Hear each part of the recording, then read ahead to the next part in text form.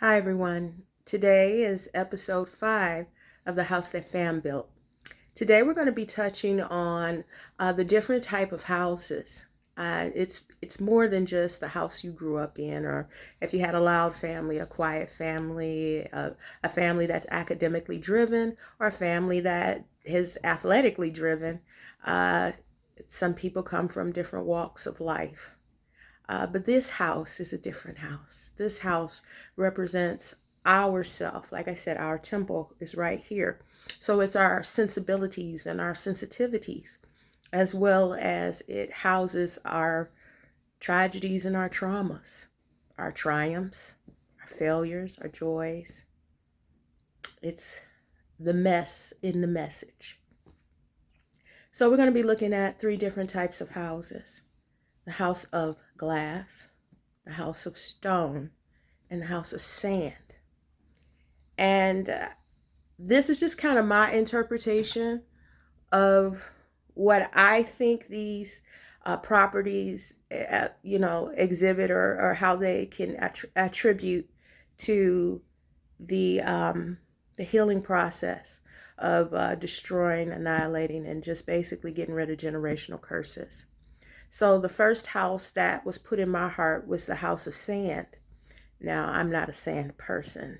Sand, like everything, you walk in the sand, it absorbs your feet. People have found watches, diamond rings, and everything in the sand. People have found bottles with messages in them in the sand. People have found bodies, dare we say, in the sand. The sand always stays close to the sea or to the water. So people that are sand people tend to have grown up around people that were water people, very, very emotional. And sometimes the people that were water in their life tended to be unbalanced, unpredictable, untamable. And so as a sand person, they move far away from the water as they can. So one of the things that I've noticed about people that are sand people is they tend to hold everything in. They hold everything in. Just like the watch that'll fall in the sand, or a child's bucket, pail, and shovel. It'll all disappear. And then they'll disappear. Sand people, you can argue with them, you can talk to them, and they will look blank-faced. They are the kind of people that will never really tell you how they feel. If you think about astrology, you could connect it to an earth sign, but it's not really about earth, fire, air, or water. This is a direct trait of trauma. Sand people hold everything inside. Rarely do they resolve things because they're so busy taking it in, which causes internal emotional damage.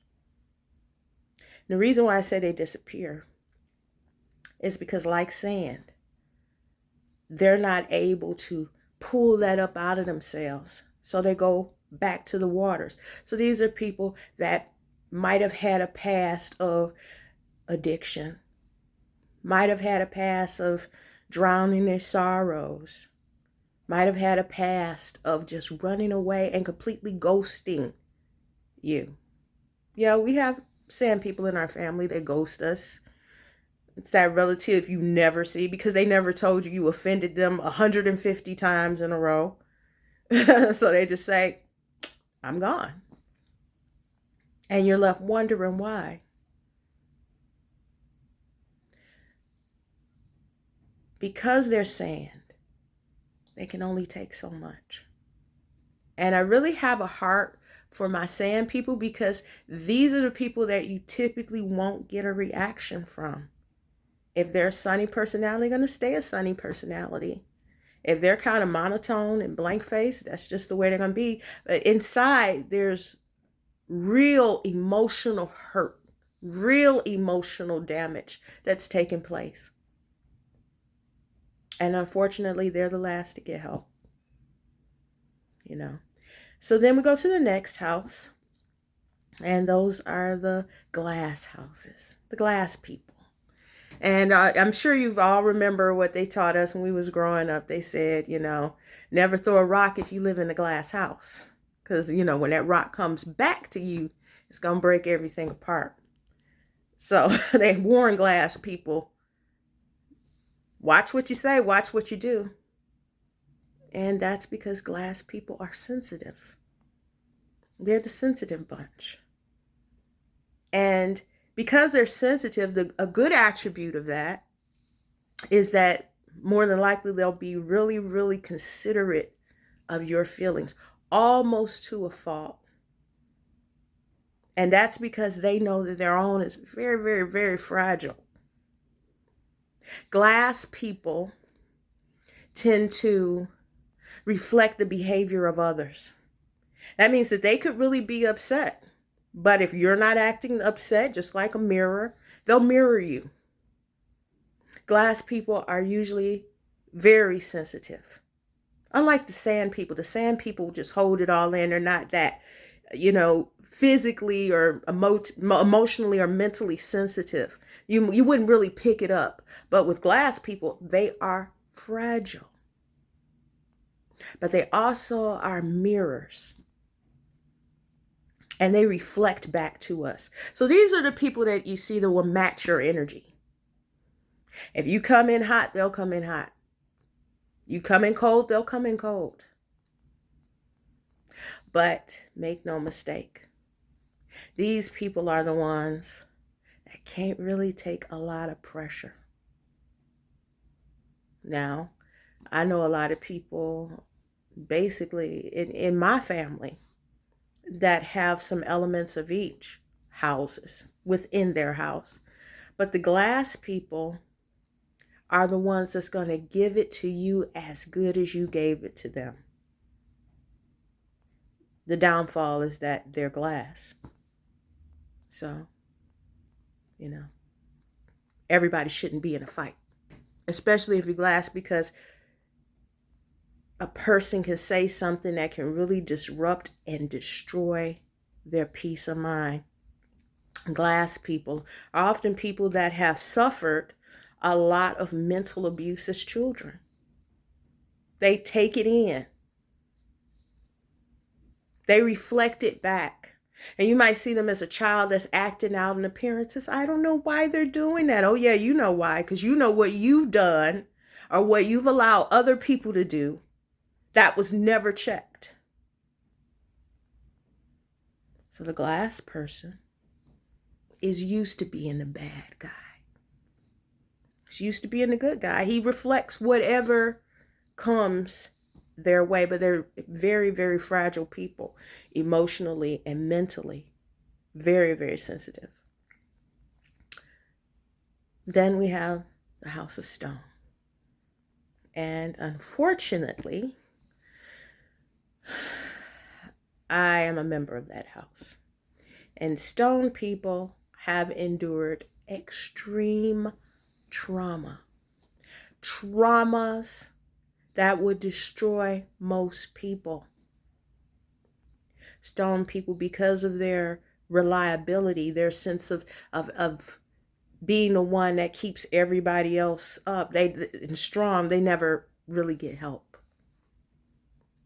Because they never really get asked, do they need help? And by time something happens, it's usually too late. You could have somebody that's made of stone that's just been holding up everyone. And families, particularly families that have a lot of love in it, a lot of people, as well as a lot of trauma, the family members will fall into that stone category. Stone people don't allow themselves to really vent because they're so busy sheltering everybody else. See, the water comes in and washes away the sand. The water comes in and will break down and create fractures and cracks in the glass. So the stone people have to literally cover everybody and everything. It is the foundation. But unfortunately, and I speak to that uh, uh, from personal experience as a person of stone. I remember my grandmother, who I spoke about an episode before this, passed away. Um, she was the glue that held our family together. She was beautiful. She was talented. She was a singer like me. She was a Shaw woman, a Native American Shaw woman, Native American royalty, a princess. She was everything. And so when she passed away, our entire family, the dynamic of our family from the top to the bottom, oldest to the youngest, we were all devastated. And everyone was crying. But not me. I didn't have time to cry. I never got to help. I never got the chance to grieve. I never got the chance to mourn. I never got the chance to process what it was that I was feeling or even acknowledge my loss. Because I'm stone, I've got to keep everybody else up. I've got to tell everybody else they're going to be okay. It's going to get better. And I got to smile doing it. Well, stone crumbles. I found that out just a couple years later when my son was admitted into ICU. He was born premature, and they told me he'd be there for 3 months. And I had went years and didn't cry. And when I picked him up, that was the straw that broke the camel's back. I cried out of the glass crib, the outside of the glass crib that they had him in the NICU. And I wasn't just crying because of his condition. I was crying because I miss my grandma. She would know what to do. She raised how many kids? I crumbled. And I'm thankful for it. Because stone has to breathe. There has to be some sort of release. And I say all that to say all this. Find which house within the house you are. If you're a glass person, you already know to be considerate of others because you always recognize your own insecurities and your own vulnerabilities. You are a mirror. So you're going to see what people say bad about you before they can even say it. But try to reflect goodness. Try not to meet that person, match that energy. If you're sad and they're happy, don't mirror happy. Talk about it with them. If you're a sad person, don't hold it in. Do not hold it in. It's going to bury you, or it's going to make you disappear. So if something's going on, come out and say it. If you can't do anything and you're a sad person and you just absorb and take, write it down. Get a journal. This is the rose of my day. This is a good thing that happened. This is a thorn of my day. This is the bad thing that happened. This is the thing that pricked me out. I stand by that because that has helped me so many times. Just to identify what was good and what was bad, what to be grateful for, and what to ask for prayer to help remove. If you're a stone person, you already know. Give in sometimes. Because you can't make any withdrawals if you don't put in any deposits. If there's nothing inside of you and you've been holding up everybody else, what's going to happen when you need you? What's going to happen when you need you?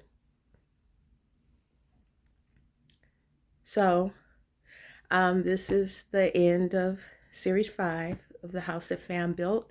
Hopefully we can pull this out to 12, and then we'll go on to some, other topic. But right now, this is for the edification and the healing of the body of Christ, and to bring us to a place where we can start peeling back the layers to get inside and get internal and do the real work.